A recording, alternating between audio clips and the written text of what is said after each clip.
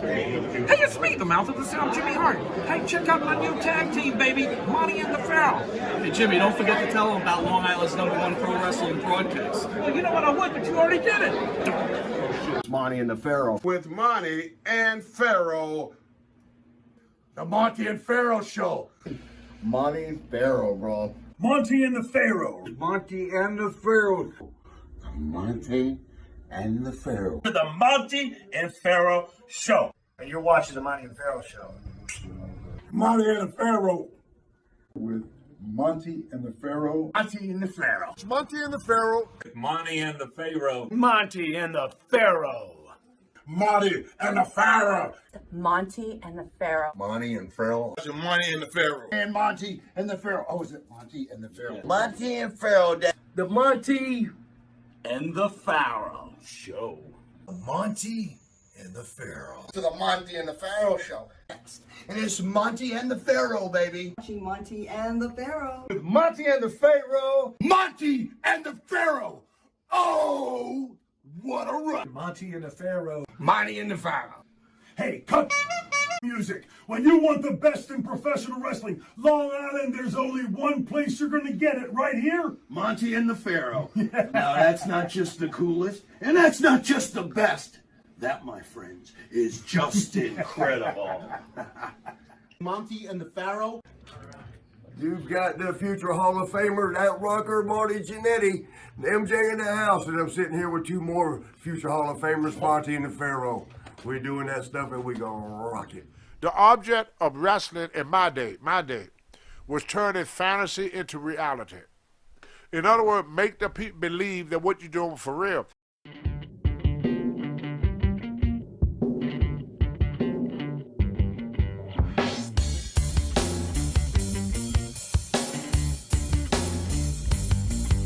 Straight to the top. We're living this life, not just dreaming it, we're doing it for real. Straight to the top.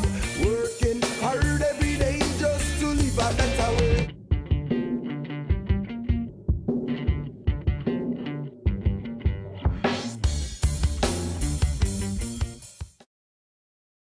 Mr. USA Tony Atlas, we have not seen him since the big event which we worked the gimmick table at the M&P table with superstar, UWF superstar, Mr. Sonny Beach. Then Corona hit, and bam, here we are. Tony, you're looking great. Thank you, my friend. What are you doing to protect yourself against Corona, my friend? Well, like I was pretty lucky. I was raised in a generation where the parents was in charge of my diet, not the kids in charge. So if all y'all my age or younger, remember your mom always said, eat your veggies. Well, there's a reason for eating veggies. 50% of the human body should consume, 50% should be fruit and veggie, 30% veggie, 20% fruit. What that do is build one immune system. They had not the coronavirus, but they had virus on this earth for many years. In 1918, a virus hit the world. It killed 50 million people. One of the reasons why some people catch it and some people don't, it all boils down to your immune system. See, God gave every animal protection, and we got what's called an immune system, an antibody that fights any cold, flu, or anything that hit us. But when your immune system falls, then you become more susceptible to diseases. And most, if you look at most people, people don't eat veggies no more. When they tell you to wash your food off before you cook it, right? You take that steak and you stick it underneath the water. Right away it turns brown. Yeah. It's not fresh. It's hard to get fresh meat. Because, like, let's say you buy ham. That ham was killed in April in North Carolina, and you got it on your table 6 months later in Maine. I'm going to stick to Twinkies. This sounds terrible. I don't want a ham from April. Tony, have you ever eaten a Twinkie in your life? Yeah, Yes. you have. Get Yes, out. You have? Oh, yeah. A whole box, too, probably, Yeah. right? Yeah. I eat There you go. sweets. You got the munchies. Yeah, but it's a after smoking Twinkie, with the dude. Pharaoh. Like, who eats a love Twinkie? What? Twinkies good as hell. I eat Twinkies. Dude, Yeah. you know how long it takes for a Twinkie to rot? Like, if you put it, Now I'm not going to want Twinkies. it takes like 40 years for a Twinkie to, What? like, Not, Is that what they removed during my surgery? well, All I tell you, Twinkies? I Wow. tell you, when I eat a Oy. Twinkie and I blew it out my butt. It felt like it only been there overnight, but it felt like it been laying around for 100 years. That's good thing you didn't have some crocodiles. I don't know. We were doing that virtual meet and greet, and I smell a few Twinkies while I was in the room with you. Do you have any thoughts or any kind of inside info about Owen Hart of the night of his death? The Owen Hart incident and the Bruiser Brody incident, to me, was similar in this respect. When I came back, after taking Brody to the hospital, when I came back to the dressing room, all the wrestlers was laughing and joking like nothing happened. A person died, was murdered right in front of them, and it went unnoticed by the wrestler. Only thing them wrestlers were thinking about was their match. When Owen Hart fell to his death, the show went on. Back in the dressing room, nobody was talking about Owen Hart's death. All they was talking about was how great their match was. In wrestling, is the strangest, it's different than any sport in the world. Boxing probably is the closest to it, because wrestling is an individual sport. You don't have friends in wrestling. You have business associates. It's a dog, as MacDonald Vachon would say, wrestling is a dog-eat-dog sport, and you have to get your bite out of it. Right. Look at how many wrestlers died over the years, and you hear guys walking around acting like nothing happened. Right. They're not missed by none of the wrestlers. The fan missed them. When Piper died, the fan missed Piper, but not the wrestlers. Piper family missed him, but not the wrestler. The show must go on. So to these guys, when one wrestler is not around, there's more room for them. I don't want nobody out there saying, "Oh, Tony had to say this about it." I didn't say that. What, you didn't say that? You didn't say it was Owen Hart was high? Well, I don't know. I don't know his condition. I wasn't there when it Gotcha, happened. right. So I don't know his condition. But I said, let's suppose Right. that he were. Well, if you on cloud 9 and you 20 feet in the air, something bad going to happen. Yeah. It's like if you drink 20 beers and get behind the wheel of your car, something's going to happen. Sometimes things just happen unexpected. I'm very sure that Vince McMahon wished it never happened. I sure, agree. I'm very sure that he, but the show was still must go on. Wrestlers are not friends; they business associates. The first time I never knew Hacksaw Jim Duggan. I seen him, I knew of him for 20 years, but never knew him one-on-one until we did Legend House. You know, remember we were saying that? Me and Piper never spoke a word the whole time we were in the business until Legend And House. then you gave everybody pig's feet. Nice job, Tony. Yes.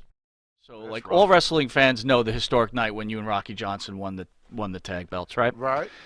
Many people that watch this show also know that the spot was originally meant for SD Jones, and, you had some problems, and it kind of caused SD a spot.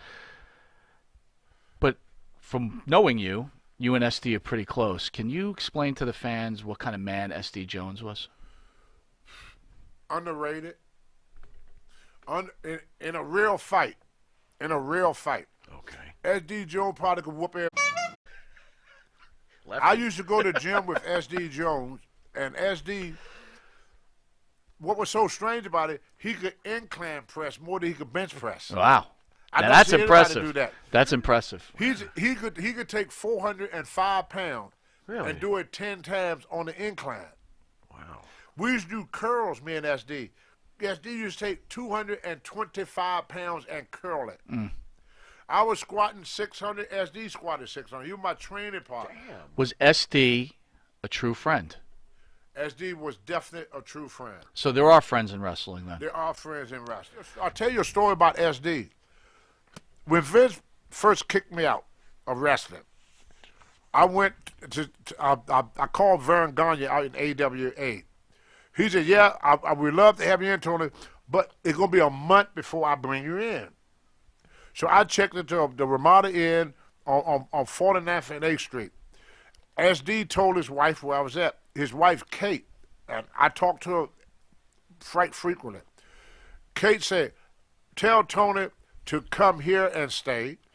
I don't want him, he ain't going to have no money left. He paid $500-600 a week at that hotel. He could come here and stay."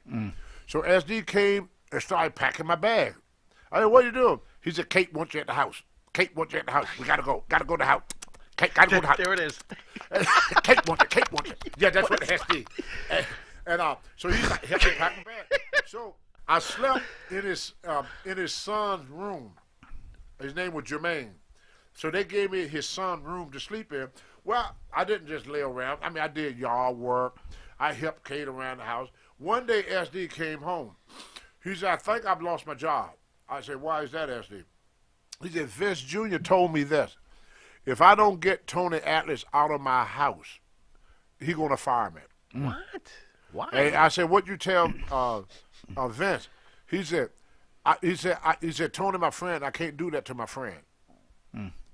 So I said, no, SD, I don't want you to lose your job for me. I said, I go back to the hotel. And luckily for me, SD cousin, they call him Bigfoot. Because he had these like size 15 shoe. He was on like 6'4", but he had like a size 15 shoe. They called him Bigfoot. So he said, hey, you're only going to be here for about 2 more weeks. You come and hang out at my place for a couple of weeks, And I said, okay. I said, I'll pay you.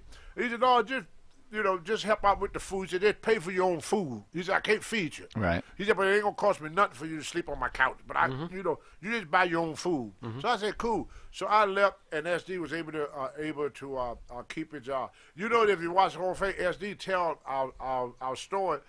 What happened was I left. I walked out on Vince and went back to L.A. And the same night that me and SD were going to be win the world title from, at that time, Fuji and Saito. Which would have been incredible. Yeah. And then the idea was to bring the Moondogs.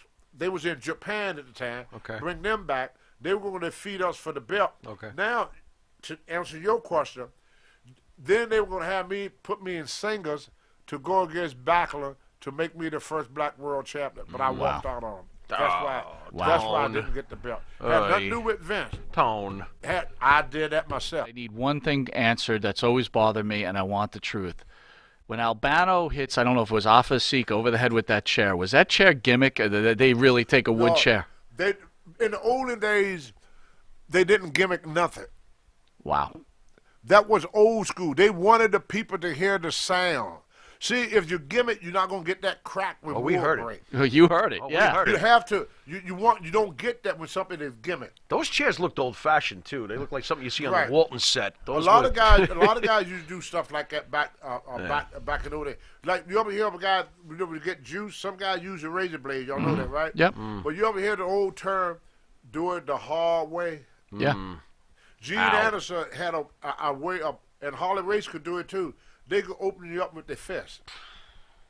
Harley could hit you and cut you. Just with their fist. Yeah, Gene Anderson could do that too. He was Ole Anderson's partner called the Minnesota Wrecking Crew. Yeah. Gene and Ole Anderson. They could use their fist and open you up. Now, a lot of guys will use the turnbuckle. There's a screw that sticks out about that far. And they would hit your head on it and drag your head across it. Okay. They call that doing it the hard way. You in your career didn't take a lot of color though, right? You didn't. Oh no, everybody got color back in them days. You had a lot of color. Color back in them days, you would never be a main eventer. Right. Yeah. Because most of the matches back in them days had color in it. People came to see the blood. If they didn't get if you had a wrestling match in 1975 and nobody bleed, ain't nobody coming back. Right. See, what stopped the color was AIDS. Okay. Look at a picture. Okay. Look at a picture of Bruiser Brody. Every picture he got blood. Look at Dusty Rhodes. Every picture got blood. There's picture of me on the internet with blood. See, there's always pictures of wrestling with blood. Interesting. That what drew. When the people saw the blood, and what we used to do, we want the people to see the cuts. We would get right up to a person so they could see the open room. I remember one time a guy told me, that's ketchup. That's not real. I would pull the band-aids off, smack it, and bleed right on him. And then they said it's real. Because our job, we was wrestlers. We were not sports entertainers. See, the object of wrestling in my day was turning fantasy into reality. In other words, make the people believe that what you're doing for real. Sure. So we were what they call very stiff. Sure. Like we didn't pull punches. We laid in punches. We just know where to hit. The guys taught to. I hit Gene Anderson one day in the ring. He was one of the guys. Him and Gene and Ole helped train me, and Larry Sharp. Larry Sharp later started the Monster Factory. He also trained Bam Bam Bigelow. But I was Larry Sharp's first student. People don't know that. Okay. So I hit Gene Anderson with a forearm. Gene said, "You with them big arms you got, is that as hard as you can hit?" I want to apologize for my language, but that's how these guys talk. Sure. I'm telling you the way they said it. So I drew back and I hit him as hard as I could hit him. He said, "Oh yeah, that's how you do them. Lay them in, kid." What do you know about that What, the situation? Nancy Argentina The incident? Nancy Argentina. The girl, my second wife, her name was Lisa. Okay. She was Jimmy Snooker's girlfriend before. She was my girlfriend. I was not in the room when it happened, but the girl that I married to was in the room. What did she say? In fact, y'all don't know this. Right before Snooker passed away, the DA of Pennsylvania called me and tried to get a hold of Lisa. He tried to get a hold of her because she was an eyewitness to it. See, what happened was, this is what she said. Back in the day, the guy was doing the nose cannon, the cocaine, right? Sure. Snooker did an 8-ball that day. That's 3.5 grams. He did it that whole day. Hey. So at the end of the night, he ran out by nighttime. He told the girl to go get him some more. She went to get him some more. What Nancy, yeah, it's Nancy to go get more. Yeah. Okay, gotcha. With Lisa. With Lisa. With Lisa. The guy won't sell him anything because it was after hours. He said that Snooker hit her. And she fell. I said, "What'd you do?" She said she ran. And she said, "That's why I came to you." She said, "Because I knew that he would not come after me when I'm with you." She said, "All I want is my purse." She left her purse in the room. Okay. But she was wondering if anybody, did I hear it about, or anybody know where her purse was at. So she told me all this after we had sex. I'm laying in bed with this woman, and she's telling me all this stuff, you know. Wow. I never told anybody. I stayed out of it. Right. I didn't go to the police. I didn't say, because I was not a witness. It was all what's called, back in the old days, called that hearsay. And finally, what happened was, what the DA told me, that Snooker wrote a book. And so the guy, he bought the book, the DA that prosecuted that case, he bought the book because he knew that the case was going to be in it, so he could read to see if his name was in it. And when he read the story, he never heard that story before. So he went back and searched the court records and found out that they told one story at the trial, and there's another story in the book. That's why they reopened the case. According to what Lisa said, he hit her. And I said, did he hit her hard? She said, "You ever seen The Exorcist?" Oh, Yeah. man. With the girl head turned around? Yeah. That's what he said. He said her head turned right around. Drugs, Yeah. a drug could change a person, Especially cocaine. that stuff. Yeah, especially sure. that When you stuff. start messing with cocaine, I mean, it changed me. I mean, cocaine made me walk out on a world championship. Yeah. Okay? So cocaine can make Yeah. you, if you get drugs. Did you ever do an 8-ball by yourself? I'm impressed No, that no, somebody I'd be could do an dead. 8-ball by themselves. I could never drink as much. Okay. See, I had a 4% body fat. So I do this. I'm messed up for the whole night. And in the morning, I got muscle cramps. That's why I didn't make the show. See, drugs, if you don't have no body fat, is nothing to absorb that. So it dehydrated my muscles because I had no body fat. You see? So it dehydrated my muscles. I had serious muscle cramp, and so I had to lay in bed the next day to recuperate. Every time I did drugs, I had to recuperate the next day. I couldn't do drug and go perform that night. Right. I couldn't do drug and perform the next day. Yeah. These guys could do it, go in the ring, come back, do it, get up the next morning. It was like their body was immune to it. I was what you call a jock. And the only reason I did it, because I wanted to be one of the boys. I wanted to fit in. See, but that was my decision to try to fit in, because I had people like Chief J. Strongboat that told me to stay away from guys. S.D. Jones, he said that in the Hall of Fame. I tried to keep Tony away from them guys. There was always guys that tried to trip you up. Like Mr. Fuji, even if you didn't do drugs, Mr. Fuji would give you a cookie. with LSD in it. Good old Fuji. Uncle Elmer would ask you you said your back hurt. He said, "Hey brother, I got a nice pain pill here for you." Uncle Elmer would give you a pill and sit back like this and look at you. You pop that pill and the room started spinning around. Guys would do that as a joke. Mr. Fuji would pee in a what you call it, shampoo bottle. You know that Johnson shampoo that was kind of brown, the brown? Yeah. He would fill half up with urine, and he would go around there. Anybody want to use shampoo? Good shampoo. Want to use shampoo? Good shampoo. Fuji fed a guy roadkill one time as a joke. Oh, no. That's Took a dead dog off the road, took it home now. and cooked it, and invited the rest over and fed it to him. Fuji was insane. evil, dude. Yeah. Yo. Johnny Valentine, one time a guy was wrestling, I can't remember his name, he had asthma. Took the asthma stuff out, put lighter fuel in, the guy took... These guys did this for real. Ronnie Garvin would come up behind you, we driving down the highway, Ronnie Garvin come behind you, put his front bumper against your back bumper, and started pushing you down the highway at 80 miles per hour. To these guys, this was a real...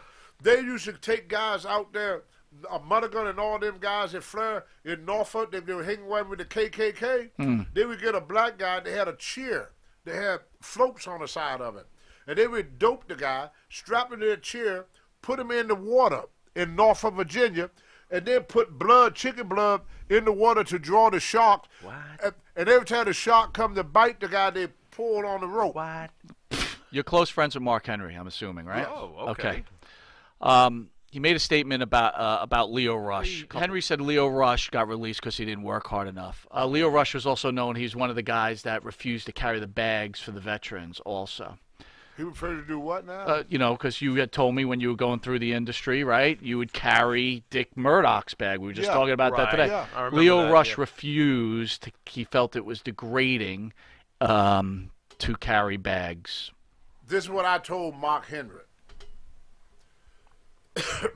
I said, Mark, you are the first black wrestler to work for the WWF or WWE that didn't fuck up. Interesting. Period. He was the first. He stuck in there. He hung in there. He made a good name for himself.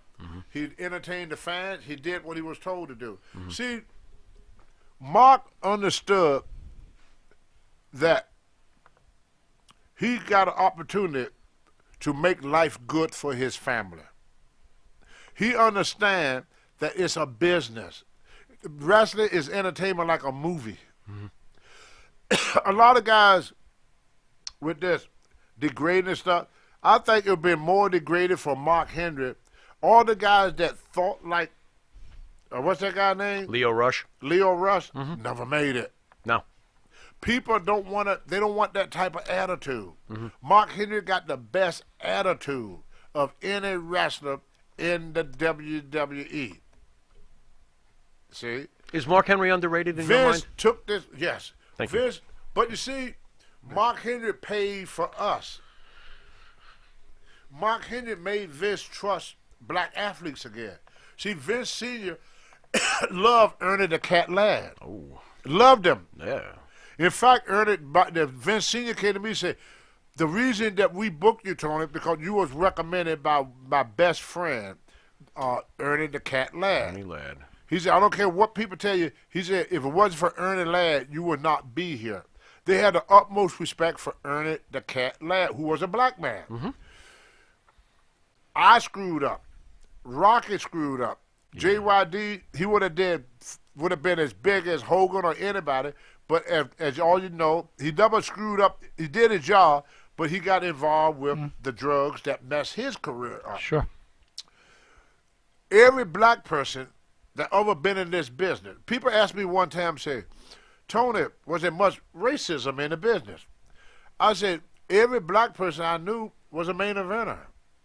They got a business to run. That's what this kid don't understand. Mark Henry is a businessman. Mark Henry, and long the checks would come in, and they never did nothing to hurt Mark. What did they do to hurt him? Nothing. Thoughts on Ahmed Johnson while we're on bad attitudes behind the scenes? Any thoughts on? Well, there you go. See, some people feel that the world owes them something. Okay. And unfortunately for a lot of my people, they think they owe them something for slavery. Like I saw the shirt that he was complaining about. I don't see what he see. Interesting. He said it was racist. I look at it. I don't see what is racist about it. I mean, somebody gonna make a shirt of you. Look at the booty hole. You know, funny looking, fat album looking guy. Yeah. When you were doing the blow and you blew it, and they were going to make you world champion, were they going to turn you heel against Bob Backlund? No. Wait a minute. Was Bob going to be turned heel? Someone had to. Bob Backlund was going to be a heel. Me and Backlund had one match. It was in Baltimore, Maryland, and I won. It was Okay. a non-title match. You pinned him? You pinned him? No. What happened? I leapfrogged him. I leapfrogged him, and Backlund raised up, and his head hit me in the crotch. And they DQ Backlund and raised my hand. Wow. Interesting. And we should come back for the rematch after we dropped the title, but it was already working towards that. Wow. So Lou Albano said, Tony, if you don't mess up, Freddie Blassett and Lou Albano said, if you don't mess up, he said, you got the green light. They going all the way with you. Okay. All the way with you. Okay. Vince had planned, and I think that's what made him so angry at me, is because I walked, and they lost millions of dollars when I done that. Right. And the territory counter was hurt for a long time until Hogan came back. Right. See? Right.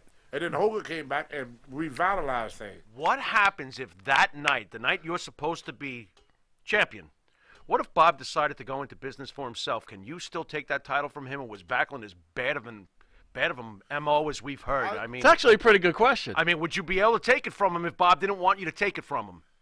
If I got my hand on him, Okay. yes. Interesting.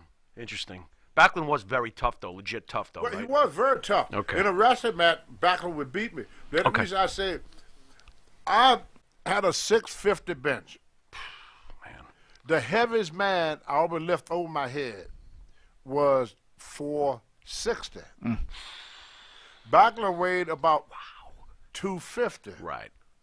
To me, that's curling weight. Right. I used to He's look a at people. paperweight. In my younger days, that's how I used to fight. I used to look at people as weight. Right.